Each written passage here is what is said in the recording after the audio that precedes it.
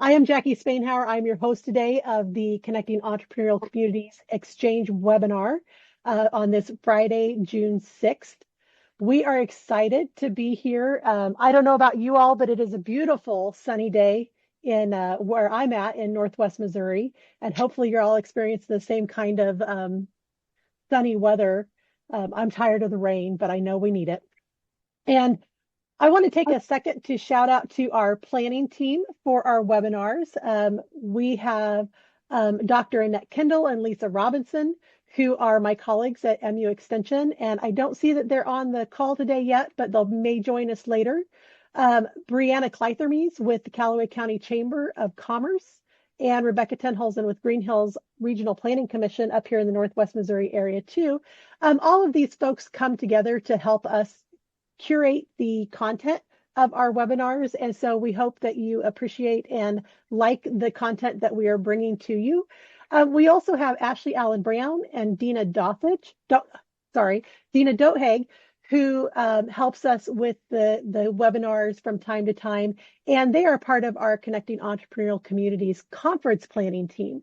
And with that, I wanted to invite you to our conference this fall. It's going to be in Excelsior Springs, September 30th through October 2nd, and registration is now open. So I'm going to throw a link in the chat here for you, and I will throw this a couple times in the chat throughout the session so that if people coming in a little bit later, they will be able to see that and join us at the conference in September as well. So without further ado, I'm going to announce our webinar panel today. I am super excited about this panel, and we have had some folks just register specifically because they are interested in what is going on in farmers markets around the state of Missouri. So I'd like to thank specifically first Charles Hunter, who was able to shuffle around and pull together this panel within about the span of 30 days. Because we were hoping to bring this to you in the fall after farmers market season wrapped up. But Charles was able to get that connected to us and coordinated for us a little bit sooner. So today we have with us a panel from the Boonville Farmers Market.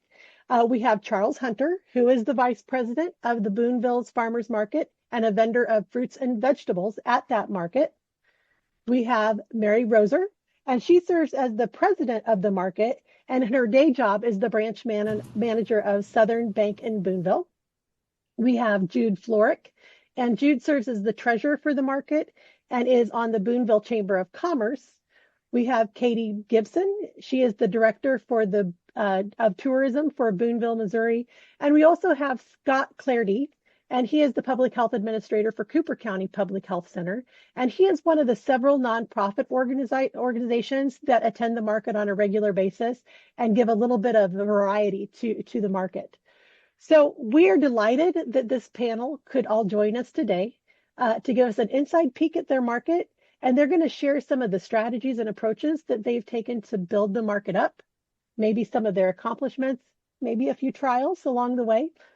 So I'm going to turn it over to them to let them lead and start this conversation. So take it away, panel. All right. Good afternoon, everybody. My name is Mary. I'm the president of the Boonville Farmers Market. We are beginning our 16th year having the farmers market be organized. It just continues to grow every year. Our mission is to educate growers, crafters, and the public about health and nutrition. We operate vendors from Cooper, Boone, Howard, Montauk, Morgan, Pettis, and Saline counties. We work with micro and small businesses. We sell fruits, vegetables, meats, eggs, mushrooms, flowers, breads, pies, cookies, crafts, soap, straw, etc. We even have compost this year, which is a really cool thing. It is a maker's farmer's market, which means you have to make it yourself or you have to grow it yourself. Even if you are doing meats, you have to have the animals for at least 50% of their life. So it's very much so you're taking responsibility for it. You have a hand in it, and you're the one that's creating it. We do have laws that we have to follow. We've got the state cottage laws. We have other state laws. We have to follow USDA regulations. So there's a lot in how it can be made, how it can be presented, how it has to be chilled, processed, cooked, all those different things. Our market runs from the middle of April until the end of October, so we hit a lot of different seasons. We have a lot of different growth seasons. We had a lot of different crafting seasons that go into it. We are every Saturday from 8 a.m. to 12 p.m. Some people kind of wish we'd be open up a little bit later, but then you get into the heat of the day. Yeah. And it makes it a little more difficult to have a part of that. One of the neat things that we have too is that we have a price for our seasonal vendors, and it's only $60 a week. And when you $60 a year, and it breaks it down to like a little less than $2.50 a week. So to be a vendor for that cost is phenomenal. If someone doesn't want to commit to coming for the entire season, then we also have what's known as our dailies. Those are the people who come in just occasionally every now and then, and they're $10 a week. If they decide, hey, I want to become a seasonal vendor, it's working out for me, I'm selling a lot of my product, then they actually can become a seasonal vendor once they pay that $60. So there's a lot of options. One thing also about our farmers market is there is not a set amount of times that you have to come. It's come when you can, when you have your product available. We're just now getting into our fruits and vegetable season. So we're going to have a lot more vendors that are starting to show up here in June, even though we opened up in April. Some of the other revenue that we get from other than just the dues is we have people who will donate things as individuals. We have some business doing donations. We're working on getting money from grants and everything as well.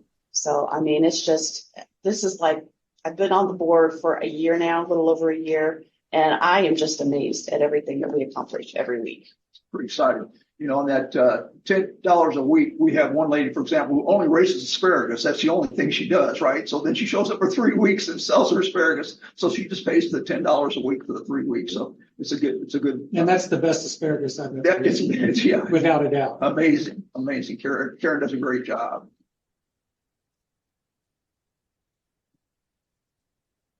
All right, so next slide, I'm Jude. I'm the treasurer, have been the treasurer off and on for a number of years. I actually started on the board in 2014 and then became president, stepped down from being president. I was the treasurer. I stepped down from that for a few years and I'm back to being a treasurer again. So anyway, we've had 3 previous locations to our market. Our market was incorporated in 2009. Our first season was 2010. Went for 3 years at Orchlands. Then someone decided on the board at that time that we should move downtown. So we moved to the library parking lot for 3 years. We were down at the library parking lot on Main Street for 3 years. Weren't getting a lot of exposure, weren't getting a lot of visibility. So we decided, I became president and I decided we needed more visibility. So we moved up to the Dollar Tree parking lot where we had more room to grow. And we've been there for 9 years until this past season. And then we were not renewed in that location. So the Isle Capri in Boonville welcomed us down to their parking lot. And this is our inaugural year for being in the parking lot at Isle Capri. And so far it's worked out well. And we've had a lot of good customers follow us. So we want to talk about the decline. I guess we're starting with the downside first, but it's been a slow ride. It's kind of like that roller coaster going up the hill. When we first started out, didn't have much money, didn't have much advertising. It was word of mouth, did some yard signs, etc. And it slowly built. It just got bigger and bigger. And then by the time we moved up to Dollar Tree, we were getting a good following. We had good visibility up there. But then COVID showed up and things went downhill real fast. People didn't want to get out. And if they did, should I wear a mask? Should I not? So it was a lot of confusion about that. So we had less vendors. We had less customer volume at that time. And of course, the funding, just wasn't there at that time. So then we decided we were going to take some steps to try to improve other than our visibility. So we revised our bylaws to allow for 4 non-vendors to serve on the board, and we felt that that would help community members if they wanted to get involved and give some more connections to other customers base. We also developed a 15 for 15 campaign in year 14 to ask for $15 donations from individuals and businesses to celebrate the next year, our 15th year of market service to the community. We also sought advice from the MU Extension, the USDA, Women's Center. We increased our advertising. As we started getting larger in vendors and customers, we had more income, more revenue to advertise, so that it's been a snowball effect. Our advertising started small and it's gradually gotten bigger and bigger. We started special days in order to highlight different activities. Kids Day, things steered toward the kids. Health and Nutrition Day, where we get the health department involved. We get the hospitals involved, and they come in and they set up a stand and talk about what they offer. We started collecting customer emails at the market on market days and sending them a newsletter, trying to keep them informed. We actively started seeking new vendors. As we grew, we always had this issue with, do we have enough vendors? Well, do we have enough customers to support those vendors? So it was a real juggling act. So we were able to get new vendors, and with the new vendors came new customers. And so it's, like I said, it's been a gradual, it's something that didn't happen just overnight. In the spring, we provide 2 new vendor orientation classes, and that's where we give them the lowdown on what's able to be sold at the farmers market, what's not able to be sold, different items that they need to know before they actually turn in a application. And then last thing is we added weekly live music. Charles started that and was getting musicians from all over the area, and then handed it off to me. And we've got all Saturdays are booked with musicians, so we're pretty proud of that. That's about all I got for that. Yeah. Well, and other thing I was going to add about the emails from the customers, we have like 400 emails, Yeah. I think, that we send out, well, Charles sends out every week to let people know, hey, this is who's going to be there. This is what they're going to be selling, to do those highlights, which I think really helps as far as that goes. And I know that Jude has worked really hard to get the musicians there. And I think that's been a really a nice additive to the farmers market as well. Just another layer of experience and everything for our customers. Yeah, and you found us a power pack. I mean, one of the barriers for music folks is they often need power. Well, we didn't have electricity, so we were able to get a power pack. Then some more musicians could show up and do the music. So we just try to solve every little problem as we went along. Mm-hmm. Okay, just mention from last year just a few of the impacts. We did work with Katie at Tourism and put together a marketing display of the farmers market. We took that to the Missouri State Fair. We won second prize with that. We're proud of that representation. And just to talk about the Boonville Farmers Market out in the community and around the state, we had 81 total vendors for the year, which is a high for us in 2024. That had a breakdown of 24 craft folks, 22 were fruits and vegetables, and 21 baked goods. It's a pretty good mix. Obviously, we love all of our crafters, all of our bread folks, but we know that fruits and vegetables is the foundation. So we have to continue to recruit hard to find those vendors. And then we had over 40 different community partners. Some of them set up, some of them are advisors, some of them gave contributions. But that's how we're beginning to try to build this community hub to make it more interactive for all the community who want to come and learn and participate. 26 Saturday mornings for the summer. 6 financial gifts or in-kind donations, $6,200 grant for the first time from the Missouri Department of Agriculture for some advertising. We also did some specific education activities, both for the public as well as for our vendors. And then we had those 5 special days to kind of, make it a little more special, a little more active for the customers to come in and see what's going on. Okay, Jude, back to you. Okay. So our market style is a medium size. It's a part-time vendors, and it's a relational relational relationship. A lot of people like to come to our market because they can actually talk to the farmer, they can actually talk to the baker, and they can find out a lot of information on how that product was raised or how that product was grown. So it's a pretty personal type of market. It's a good size, medium size, where everybody kind of knows each other. There's a lot of goodwill and trust in vendors and their products. So by having that relationship, they could trust our vendors and know that they're selling products that were grown by that vendor. And that's why we are a producer-only market. That's one of our main points, is that people know how this stuff was raised. We do meats, and the vendors that sell that actually raise the cattle, raise the hogs, and then they take it to a USDA butcher and have it butchered, and then they sell it. We're able to grow a wide range of fruits and vegetables in this area. Of course, it doesn't come till later on. You could start planting in April, but it's kind of sketchy. A lot of people start planting in May because it is a little more stable as far as weather. Yeah, and I'll also mention right there, because I'm a grower of fruits and vegetables. Almost all of our fruits and vegetable folks are doing just in ground.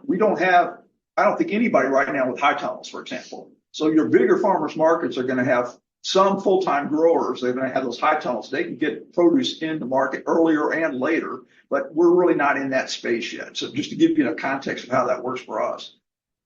One of our deals that we use to help us go from year to year is we have a board that has strong historical knowledge. Like I said, I've been with them since 2013, so I kind of know the history, and we do have a history written down. We do have a high quality of produce, meat, eggs, baked goods, and crafts. Like I said, this is all producer-only market, so they do a great job of educating the customer on how things were made, grown, raised. We have 35 to 50 vendors every Saturday morning from April through October. It varies. Our market, unlike other markets that have full-time vendors, in other words, you have to be at that market every Saturday. We don't follow that rule of thought. So we allow vendors to come and go as needed, but they notify us that they're not going to be there. They're going to be there so that we can advertise for them to explain they're going to be there. These are not going to be there. And then we could put a daily, or what we call weekly, vendor in that spot. So we can actually sustain much more than 80 vendors in a year. There's approximately 62,000 citizens that live in a 20-mile radius of the market. We have the low vendor fees to increase access for small vendors. Our new location at the Isle Capri Casino and Hotel in Boonville has great space and better customer parking for us, allowing us to grow even further. And we do have 5 special days during the summer to include nonprofits. And I think they'll touch on that a little bit later in the slides. Yeah. So we have really 4 pillars of our success. One is the vendor relationships, which we've talked about here quite a bit. The market does provide liability insurance as a market, so that's a great plus for our vendors that they're kind of had that umbrella protection. And then we're trying to provide some policies and procedures to help guide them, as well as, of course, helping what we can do on the regulation requirements. And then just trying to do what we can to make it a friendly, good place for the customer, giving them information, making it feel like a kind of a community hub. Then the nonprofit space is really critical. This is one of the things that really came on the last couple of years to change the whole space of the organization, as we're really trying to broaden our scope. So Katie's here to talk a little bit about Boonville tourism, how the market is seen. So what can you share, Katie? Yeah, I think from the tourism perspective, having a strong farmers market in the community is a huge asset. It creates a really neat local attraction, but it also draws visitors to the area. It's a great way to kind of coordinate with other special events that are going on in the area. With the new location, it's right off of the Katy Trail as well, so you have quite a bit, and we're really only a block away from our visitor center, and kind of in a key tourism hub for the area. So working with them to help figure out ways to help them advertise, help them figure out how to draw that public and that attention down to the location, especially after moving this year. You know, it's really important for Boonville as a whole for tourism. We have a lot of really great assets. We're not just a one-trick pony. There's people come here for all different reasons. So our agritourism is a really important aspect of that. We have Warm Springs Ranch. So we have a lot of people that come internationally for that, and that's really kind of coincides with that. The people that are interested in I see what Warm ranch Springs Ranch is too, in case they don't know what that is. So Warm Springs Ranch is the Budweiser Clydesdale breeding facility. It's the only one in the United States. So it's where all the babies and all the beginning training is done. So a large, probably the largest part of their herd is here in Boonville, on the outskirts of Boonville. And then it's also, I think they have 2 of the traveling teams. It's kind of like a vacation spot for them. But it is our biggest attraction, and it attracts international people from all over to come to our little community. So having an asset like the farmers market just gives another attraction in the area to keep people busy. We're kind of the hub for what we call the Boone's Lake area and region, and the people that vendors and people that come to the market are all from that whole region. So it's not just Boonville, but all the communities around Boonville. We kind of create the center hub for that. And so I think it's been really important asset that we have in our community, and I want to continue to help them grow and strengthen. And when Charles came to me wanting to enter the state fair, I was more than happy to help them, and was very, very excited to find that we had gotten second place. So this year we're going to go for first. That's right. You were talking about the Boone's Lake area, and we actually have a new vendor this year who is from Gravois Mills. Oh, nice. And they drive up every Saturday. Oh, yeah. And I was down this last Saturday helping with some marketing that we're trying to put together for them, but just talking to some of the vendors, and it was kind of really interesting. I talked to one who was from Columbia, which has a very large commercialized farmers market, and she said she really enjoyed being a part of this market much more so, and it's because of the people and the authenticity of the people that she interacts with and the other vendors. So I think that's more of a draw too, that it's and we get told that too. It's a big asset of our community is the people. It's what a lot of what draws people to the area and keeps them here for longer is the interactions they get with people, and that the market and the vendors and the other people they encounter is all part of that. Right. Yeah, that's great. And then the other aspect of this nonprofit partnership is a lot of organizations come and just set up. State Fair Community College, which is hosting us today. We thank you so much for letting us use your facilities and your technology as we can do this in a room setting. And so that's great. And then other organizations come. Scott's here to talk a little about the Cooper County Health Department. So Scott, tell us about our partnership. Sure. So we do consider the farmers market to be, we consider that relationship to be mutually beneficial. We both have some similar goals in that we want folks in this area to have nutritional food for them and their families. And so we value that relationship quite a bit. And so we have committed to being at the farmers market at least every other week.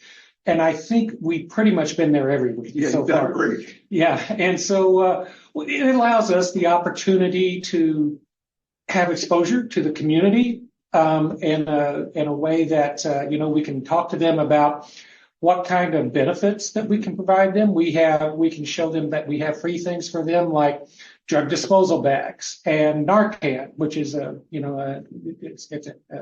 helps people recover from an opioid overdose. Just recently, we started offering free radon test kits, all kinds of things. And then we can also tell folks about some of our nutrition programs, which are primarily the Women, Infants, and Children's Program, or WIC program. And we are just now beginning to issue, I think it's going to be about $1,100 in vouchers that people can take to the farmers market and use there. And so we're issuing those to some of our WIC families who have a financial need for that. And so we're hoping that that's a huge success this year. And also, one of the benefits that we offer the farmers market is that if there is a food safety issue there, if there is a question as to whether or not a new product is in compliance with the cottage foods laws or the food code or that type of thing, our staff are there to help take care of that. And we have taken care of that and take care of it quite quickly. And you do it in a coaching way. Of course. That's the deal. Everything it's not trying to beat them over the head. No. It's to coach them up for success. Yeah, our approach to that always is to be an educator. Right. And we want to help people do things the right way. And those codes are written based on good science, showing the right way to produce and store and handle food so that it doesn't make people sick. Because the last thing the Boonville Farmers Market wants is for a product from there to make somebody sick. That's right. And so our job is to help them understand what they can't do and then what they can do. But unfortunately, there have been a couple of times that we've had to ask people to remove some of their products that week because they need to do something differently and bring it back the following week. Right. And we always approach that type of thing as educators. We want to help people do the right thing. Well, your staff has been great, Jesse and Fatima have been there, like you say, almost every Saturday and just do a great job. They also interact with the children a lot too. We try to encourage all of our nonprofits to find a way to interact with children. I want to give a special shout out to MU Extension as well. I mean, they're a tremendous partner. They show up a lot of times during the summertime, everything from nutrition education to cooking demonstrations to agricultural information to 4-H stuff that they do with the community as well. Master Gardeners, they set up a couple weeks ago. They had 15 volunteers from Master Gardeners show up. You can't buy that kind of connection. So that's a tremendous opportunity. And then also the Boonville Public Library, one of the best days we do is Kids Day. They show up with free books for the kids, and there's lines of kids standing there to get free book from the bookmobile wagon there set up from the public library. And maybe, Mary, you could just tell them about our relationship with the Isle of Capri. What's special about that? Well, the Isle of Capri, we've developed that relationship with them.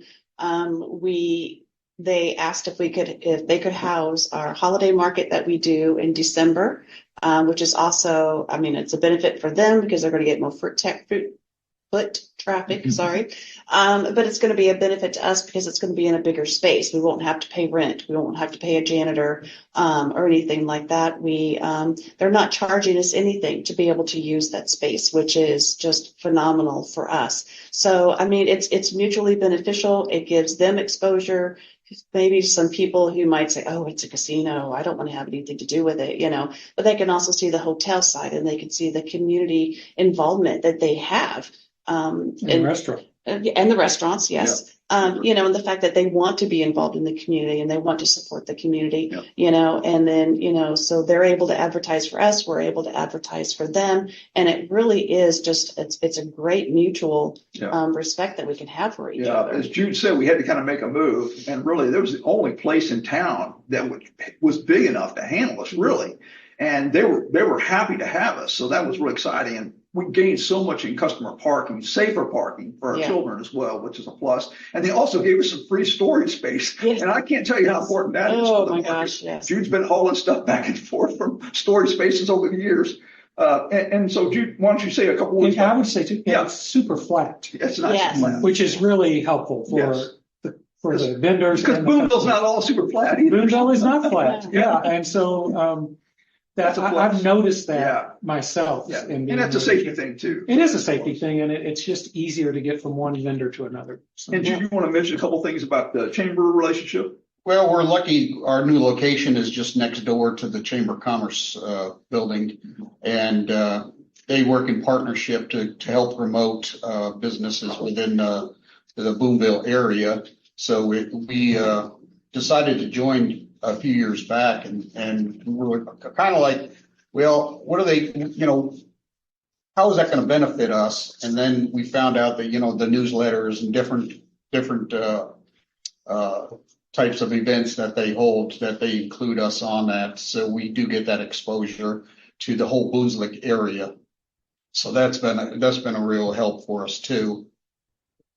Well, let's go on to challenges, Mary. Maybe not spend too much time on this, but to not say we don't have some challenges. Well, I mean, anytime you get more than two people together, you're going to have challenges, especially when you're trying to develop something. And with the farmers market, we're always trying to evolve, always trying to improve, always trying to say, what else can we do to make this more beneficial for our community?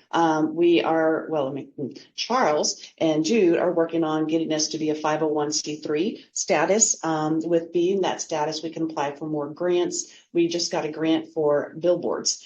There's some grants that, you don't have a limit on what you could spend it for. So we can spend it on advertising or new equipment, because sometimes the wind comes up and blows a tent over and you need to replace the tent. You just have some of these unexpected expenses. We're always looking for more sellers, fruits and vegetables. That's, when people think of farmers market, the breads are nice, the crafts are nice, but it's the fruits and vegetables that they're looking for. So we're always looking for more fruits and vegetables, whether it's, one of our local farms, that says, hey, here's some trays of peaches, or something like that. Some of the customers, they're price sensitive. Sometimes they say, oh, these are priced a little bit too high, but then you got to think about how much time each vendor puts into making their product. And if you break that down by the supplies, their time, their effort, the advertising and things like that, it's worth it. We're trying to teach our customers more about quality, about the value of the different fruits and vegetables. We have some vendors who are completely organic, and a lot of people really appreciate that. And that's where the maker-made policy comes into play, so that way you can say, oh, I use this product, or I use this product, or I don't use these herbicides or pesticides or whatever. And that's very important for the people to be able to trust the quality of the food. We are trying to seek more gifts and grants. Eventually, we would like to try to have our own pavilion or our own place. So that way we don't have to worry about the weather. We don't have to worry about the wind. We don't have to worry about the rain or how cold it is outside, because there's some mornings in April and October, it may be 40 degrees. So we're all out there huddled around the cocoa truck. So something like that would be nice, for the future. We would like to see, I am not a vendor, so I am one of the community members that are there, and I come from a banking background, but we'd like to see some more board members that are more specialized in certain areas, maybe in grant writing, maybe in advertising, that sort of thing, again, to help us to grow further. We actually want to try to reduce the board size right now, which kind of sounds counterproductive, but at the same time, if you get too many board members and you have to worry about your quorum, you have to worry about educating everybody on everything. So, we're kind of wanting to make it a little more compact, a little bit easier to do. One of the challenges we have is we don't have an executive director. That is something that we would like to maybe get someone to volunteer for, or maybe even part-time, to help with some of this stuff, help with filing the 501c3, help with, looking at some of the cottage laws and things like that, the advertising, you can do that more because, Charles and Jude and myself, we have other jobs, or different activities that we do. So we're trying to do it kind of on the side. We're still trying to figure out what our ideal market is. What is the age group that we're trying to reach? And honestly, we're trying to reach everybody. But the businesses all have that ideal customer. So we're still kind of trying to look at that. We're still kind of not quite caught up with technology yet. We're still working on our website and trying to get it up to date, but we still do paper applications to where, we hand them out, people fill them out, they give them to us, we input the information. So, that's one of our challenges. Lack of volunteers is something that we're running into. I think it's, again, Charles, my hat's off to this man.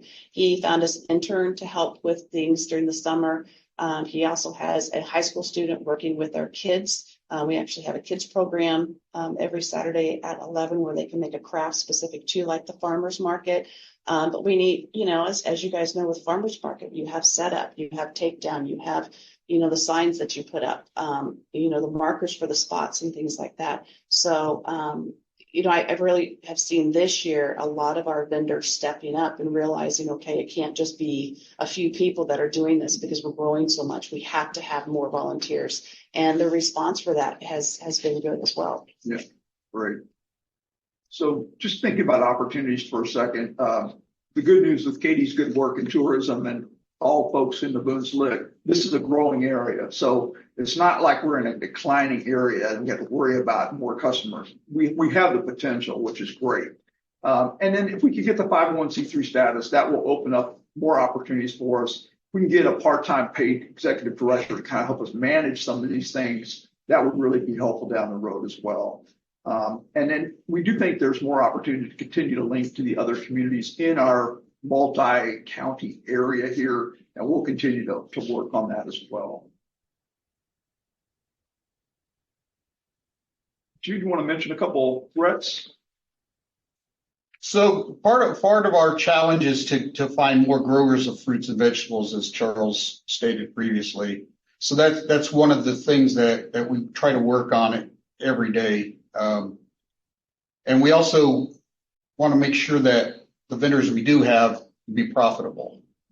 So that's that juggling act of vendor. Do we have enough vendors? Well, do we have enough customers? Do we have enough vendors? So, so it's a real balancing act, and we want to make sure that the vendors return and they're profitable. As you grow, you start running out of space. So that's one other thought is going forward, do we have enough space to continue at the same location? Do we need to cut off our vendors, our types of vendors? So that's a lot of things to think about there. Another challenge could be, are we underinsured? Right now we have a insurance policy for $3 million total. So, with things going up every year, that might seem small in the next few years. So we may have to increase the insurance that we do have. Or a struggle would be, do we require vendors to have insurance? So that's a really difficult road to go down. We have to continue to think that through. And how can we attract people to the board that have certain specific skill sets to move forward? I think the best way to do it is put it out there. Hey, we're looking for somebody to help us with this, or we're looking for somebody that is knowledgeable in this area. So that's always a challenge. And you'll be surprised what you get, because you announced at the chamber luncheon, I think it was the end of the 2023 year, you say, hey, we always need board members. And I'm like, hey, that sounds pretty cool. Yeah. So you never know. So the Chamber of Commerce had their annual banquet, and Mary was one of the participants in that for Southern Bank. And she actually joined us through that, just getting out there and advertising in front of the public, that, hey, we need this, or need that. And then one of the last challenges, what if we can't attract an executive director? How do we go forward? Because we're all unpaid and we all have limited time. So, that's another challenge to us, is getting someone in there as an executive director. Yeah. I just want to give a shout out to MU Extension. I work with Bill McKelvey.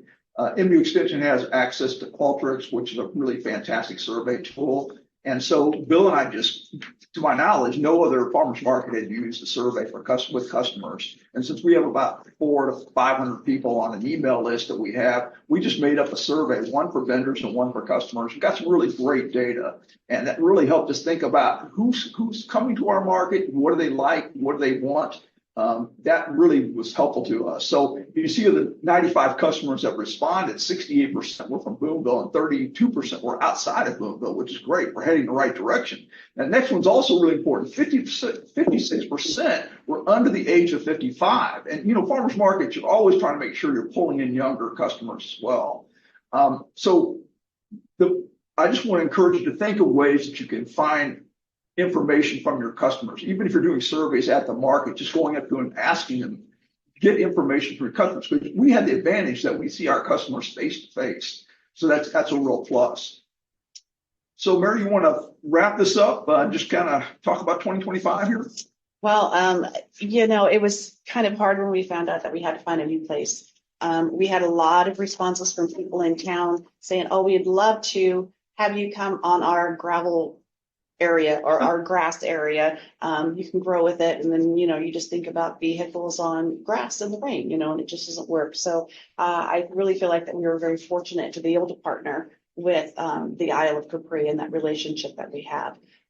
We have got over 60 vendors now. We're still hoping to increase that because, like we said, not all vendors can come every week. I think we added it up and we have spots for over 70 vendors to have an assigned spot so they can all come. We advertise Facebook, Instagram, website, radio, the billboard. We send out weekly email updates, again, like on, who's coming, what are they providing. We have a lot of people that will go to specific vendors only, so that's really kind of cool. Our next special date that we have is June 28th, which is Health and Nutrition Day. And it's, a lot of people, I guess we've kind of become like an instantaneous community, or just people that they want to go to the store and get the frozen pizzas, or they want to get the TV dinners and things like that. And I think sometimes they forget, or they don't have the knowledge that you can come to a farmer's market, get fresh fruits and vegetables, and create something that tastes even better and is a lot healthier for you. So that Health and Nutrition Day actually is really important, just to be able to expose people to remember how, your grandparents and great grandparents had to make everything. And sometimes I think we just forget that. But I'm really excited for what the new year has for us. We have had great response from our vendors and our customers on the new location. We have plenty of room to grow. And I just look forward to continuing to working with everybody in Boonville and the surrounding communities just to watch it continue to grow. So there's one of our youngest vendors. He sells his plants. Mm-hmm. There's a picture of one of our music folks, and I think the music folks like us. We don't pay them anything. We take a box. We take a box and we walk around to all the vendors, and they throw a buck in there, or they throw a cookie or some popcorn or some asparagus, a tomato plant. And then the music folks seem to really be happy with all that. And then FFA folks usually show up for the Kids Day and help us with that. So we're fortunate. So we're happy to answer any questions, or if you have some comments or suggestions to help us make the market better, we would love those as well. So you can take them home. So I am going to, if you take down the the PowerPoint, I'm going to unspotlight you all. Ooh. And this is the portion of our webinar where we like to open it up for questions from anybody in the on the webinar, and we'll see if anybody has any. If not, I have a few questions for you. You all know that I come prepared with questions. So we'll just start with one of mine, if that's okay. Yeah, Jackie, did we get the screen down? It looks right to you? You did. You got the screen down. We're back in a gallery mode. So anybody is welcome to turn your camera on, come off mute, and ask a question. But one of the questions I do have is I'm kind of picking up on a little bit of a trend here that Charles, you do quite a bit with the market. And I know that one of your goals is to get an executive director. For those who are on the call that have farmers markets, that are involved in farmers markets, about how much time would you say you spend a week on some of the day-to-day operations, and what kind of tasks would you be looking to turn over to an executive director once they were hired and in place?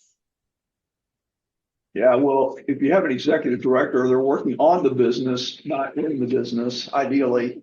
So they're looking at the 501c3, they're looking at our budget, they're looking at marketing strategies. You're probably working 5 to 10 hours a week in the winter time, but it's a year-round position because you're always recruiting vendors, you're planning educational pieces. You're also dealing with some of our financial pieces, like our 990 requirement to file with the IRS. So there's those kind of record keepings as well. And in the summer months, it's probably 20 hours a week as a guess. We're definitely a mid-size farmers market. We're definitely not a small market, but we're surely not a big market either. The cities have these huge farmers markets, but we're a mid-size market. Anything else you would say about the executive director task? You get the emails out. every week. Getting emails out probably. Communicate with the public and with the vendors. Yeah. And I think, Charles, you probably work on the farmer's market, including being at the farmer's market, probably close to 15 to 20 hours a week. Yeah, I mean, when you count the time at the market as well. I mean, ideally, even an executive director doesn't even have to be at the market every Saturday. You still would have a part-time paid market manager who assigns people and answers questions at the market. But the executive director really is working on the bigger picture, meeting with the county commissioners and meeting with the city administrator and meeting with the extension to kind of pull these pieces together. Does that help, Jackie? You see where we're going? Absolutely. And we did have a question come in the chat, and this must be someone who knows you, because they would like to know what the status of your 501c3 is. Okay. So we have submitted it in probably February or something like that. We sent the materials in, and they have 6 months to review it. We expect to hear something in, a few more months. It probably maybe even take more than 6 months. And hopefully we'll get that. If not, what happens with the IRS is they say, well, we like this part, work on this part. And so you send it in again. I talked to one farmers market. We have a statewide farmers market association meeting once a year. Jude or I, or both of us go to those usually. And they said that their farmers market, it took them 3 different times over 8 years to get their 501c3. We are, one of the key things about a 501c3 is we're applying under the education clause, and you have to decide where you're going to apply. And we think we qualify in the education clause because we're educating vendors and customers. We're not in the charity business. We don't give away anything in a big way. So we're trying to do it through the education clause. So I have a follow-up question to that then, specifically about the education, because you do orientation for your new vendors. Right. Who do you bring in to do that? Are you all as a board contributing to that orientation? Okay. Yeah, the board does it. We all sit around and talk, and we have a slide presentation we put up there, and we all pitch in and help out. And then we kind of, what happens is we break up. I mean, if it's a growing question, they'll kind of come to me. If it's a fruits and vegetable, a baker question, they'll go to Jasmine. If it's something else, Jude will take care of it. So we all just kind of help individual new prospects learn what to do.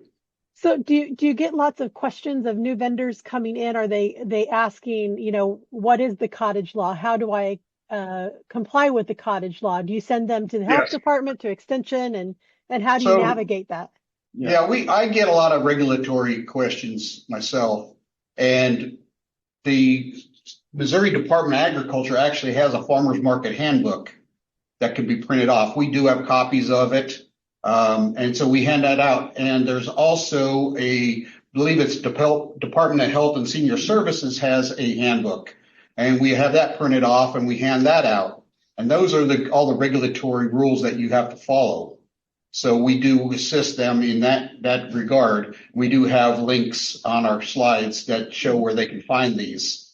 So and it's not just the regulatory gobbledygook. Right. It actually puts it into normal people's terms as to what they can and they can't do, what they have to do, how they have to label, all that type of thing. But it is confusing because there's cottage law, there's state law, there's county law, because the county oversight is over. And then, of course, you have USDA law. So there's a lot of things to navigate. But if you just break it down to what is your question or what are you actually selling and not deal with all of it, that helps most. Yeah, because there's a section for bakers and there's a section for potentially hazardous foods, like nuts.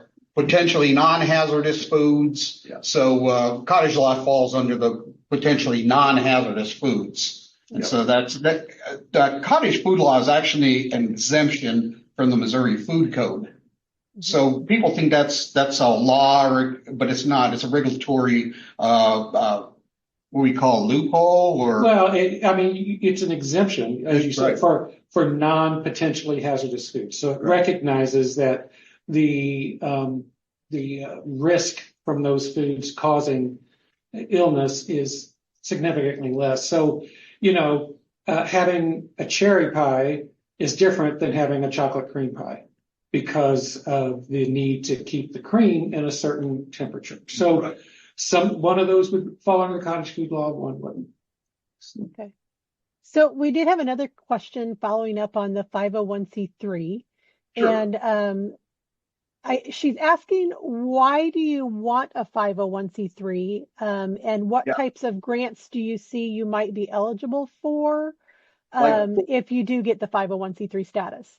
Yeah, there's definitely one locally here that there's a foundation in the Boonville area here that you can apply for, but you have to be a 501c3 specifically to get that grant. There are other grants out there that you only can do it if you're a 501c3. So that's one element.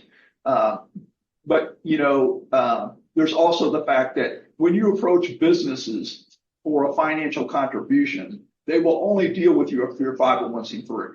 So there's different aspects of interaction that could be advantageous to the organization.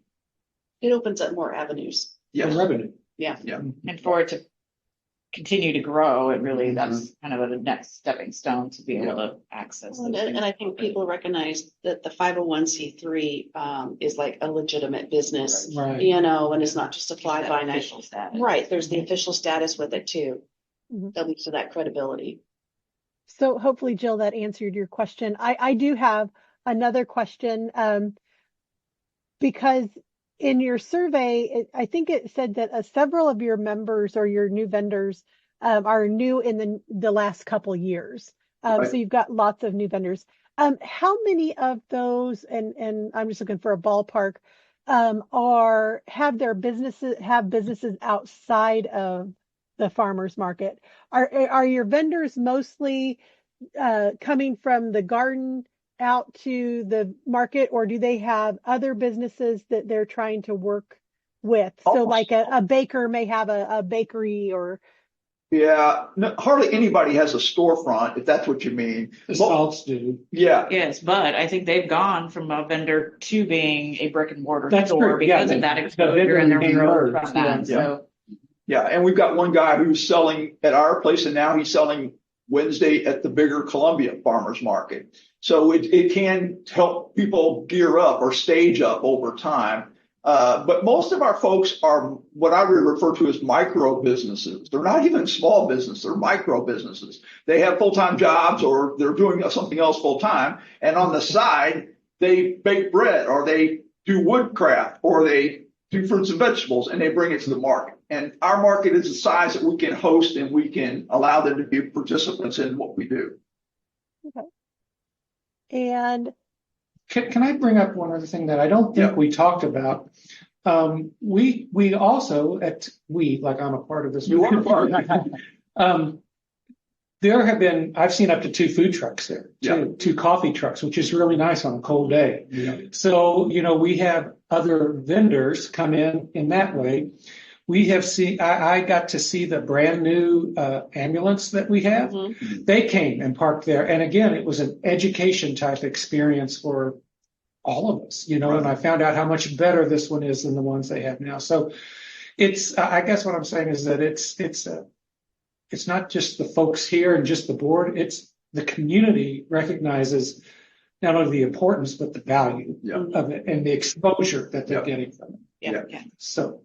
And I think over the years, watching it grow, it's kind of those things, you got to have the audience to bring in more vendors and you got to have more vendors to bring in more of the audience. So it's been really fascinating getting to watch it grow from being downtown in the library parking lot and moving up and being a part of kind of helping them, get to this point that they're at. And I think it's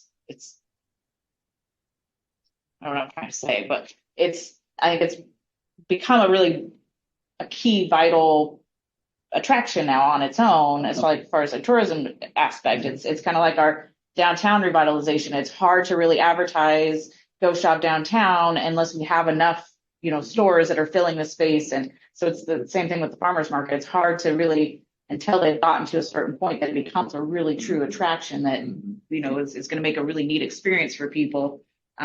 And it'll continue to grow to be even more so in that. So, yeah, I'd like to say one other thing too. We talked about, not me, somebody talked about how, granted that you pay more for the fruits and vegetables here. There's a good reason for that. And most people who go to farmers markets, they understand that they're going to do that.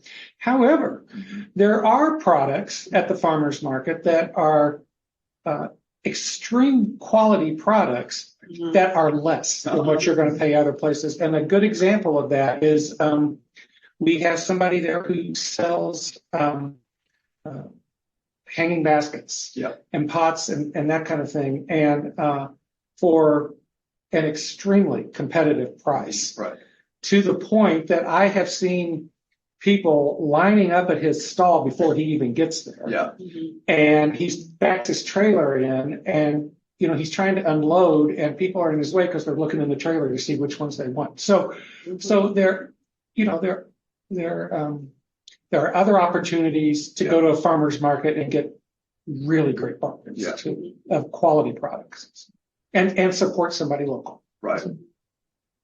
So I just have one last follow-up question, and I do have a note here in the chat from one of my colleagues at the extension, Dina Dohag. She is an insurance specialist. She's worked in that, and she just reminding you to make sure you notify your insurance company when you do get your 501c3 status, because there might be some changes to your insurance.